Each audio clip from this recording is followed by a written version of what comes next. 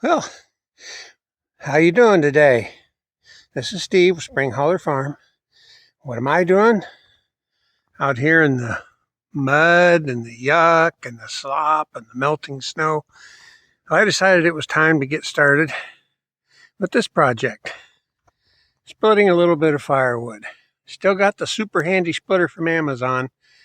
If it don't break down before like March 15th, it's mine. And it doesn't look like it's planning on breaking down. But anyway, I got this wood split here, and you might have noticed the way I split it, and that's something I kind of wanted to talk about, is how I split it and the difference in two types of wood I've got here. So let's take a look at the wood, and then we'll take a look at how it's split. We're getting into the end of February. Drying time is short. I want to make sure they get dry. Look at the slop. There's like a little stream running from that melting snow up by the truck. Right down through here. You can see the puddles over there.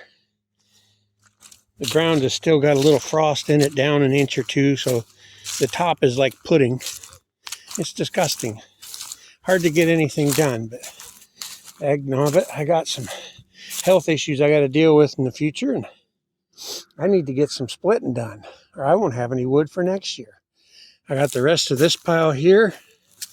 This pile over here on the end, this is junk wood, but I'll burn it if I have to, especially if we get some warmer days where you just need to knock the chill off in the morning. It's great for that.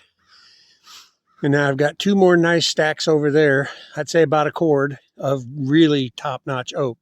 And I hate to burn that when it's not really cold, but I will if I have to. This stuff over here is a little less than top-notch. Now, you might be wondering, what do I mean by top-notch and a little bit less than top-notch? They're both oak. Both mostly white oak, a little bit of red oak mixed in. Why is one top notch and the other one almost top notch? But it makes a big difference when you're burning, especially if it's cold. What's the difference? Well, on a scale of 1 to 10, 1 being total rotten crap and 10 being the best firewood you've ever had, that stuff over there, about a 9.5. This over here is about a 7, 7.5. And I've got some of the same situation going next year. I don't know if you can really tell the difference between these two pieces of wood, but this one over here is going to be more of that 9.5 wood. This one over here is going to be more of that 7 or 8, maybe 8.5, because it's a little better than that stuff was. But you see along here, it's got those kind of light colored flecks, kind of white speckles in there. That is a fungus that's starting to grow inside the wood where the wood's been dead too long. Not really too long, but long enough that it's past its prime. It's starting to go downhill. It still makes good firewood. It's still pretty heavy, but look at this. Look at that wood. No flecks. See the difference? Little flecks of white in this one here. No flecks on this one here. So this over here is going to be some really good firewood. Like I said, about 9.5. This over here is going to be, I don't know, it's better than that over there. That's only about a 7, 7.5. This will probably end up being about an 8, maybe an 8.5. It'll still burn good. It just won't throw the heat or last as long as this will. And that's the difference between that wood and that wood. This wood's got a lot of them flecks in it, more than this has actually. Some of it's really good, but some of it's got them flecks in it, and it's kind of mixed together. I'm not doing that again this year. That over there, it's all pristine wood. It was really good wood. It had only been dead for 1 year or less when I split it and stacked it, so it's going to make some top-notch firewood. So that's what we're doing today, getting some stuff split. I still have to go over here and stack it. I have a treadmill test tomorrow for my heart, so I don't want to overdo it today, or I will be dead on my feet tomorrow. And if you've never had a treadmill test, let me explain it real quick. They hook you up to a bunch of machines to watch your heart, and then they try to kill you and see what happens. They make you get on a treadmill and run and run and run. And when you tell them you're about to die, they say, run another mile. That's a treadmill test.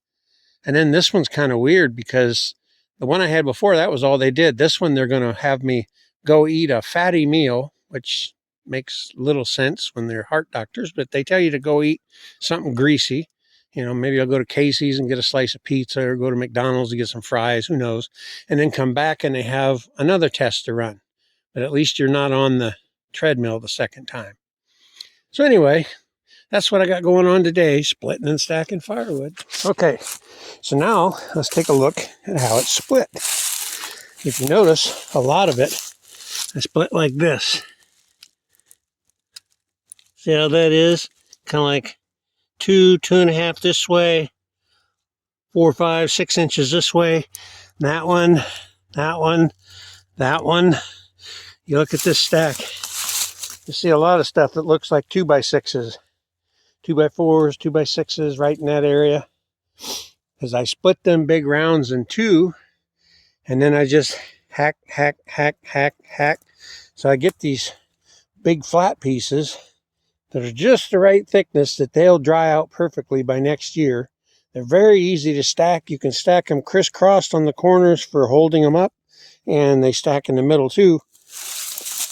But of course, you always got them last pieces, and that's where these pieces come in. And you notice they're over here, and the flat pieces are over there. But I got pieces like this. Look how small that triangle is.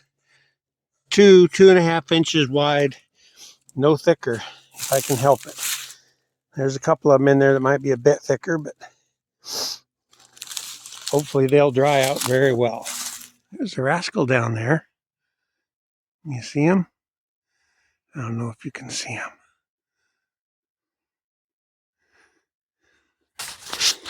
Where'd you go, buddy? There's the rascal. He's coming over to see what Dad's doing. And he wants me to carry him in. He doesn't want to admit he wants to go in, but he does. Oh, one thing I want you to keep in mind. We're shooting for that 1,000 subscriber goal. So if you haven't subbed yet, please subscribe. We can make a little bit of money on the channel. That'll give us a chance to do even more fun things here on Spring Holler Farm. In case anybody's wondering what I mean when I say crisscross stacking, I'm sure there's a term for it. I don't know what it is. I'm not big on technical terms, but I know what I'm doing. These stacks right here, you got a couple going one way, a couple going the other way, and they will hold up the end of your stack. And then you can stack your wood up against them. You put one down on the other end, stack your wood up 4 feet high, 5 feet high, and that'll hold the ends.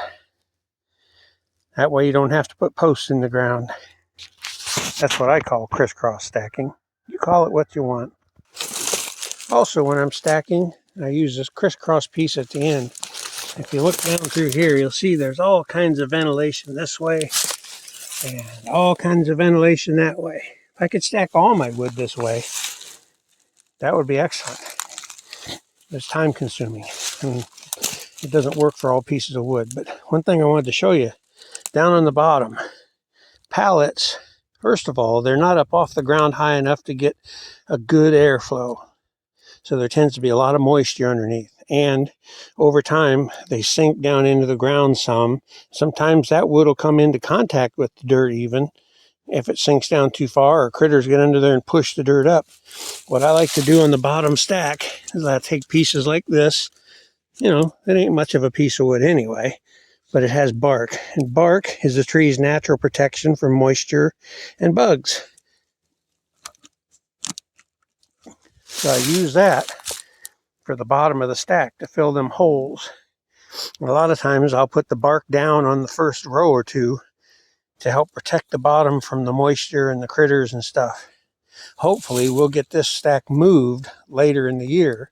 I'm just putting it here temporarily, but you never know. It might be here until next year. So I always prepared that way. I wanted to show you that I always put the bark down like that. Helps protect it from the moisture and from critters.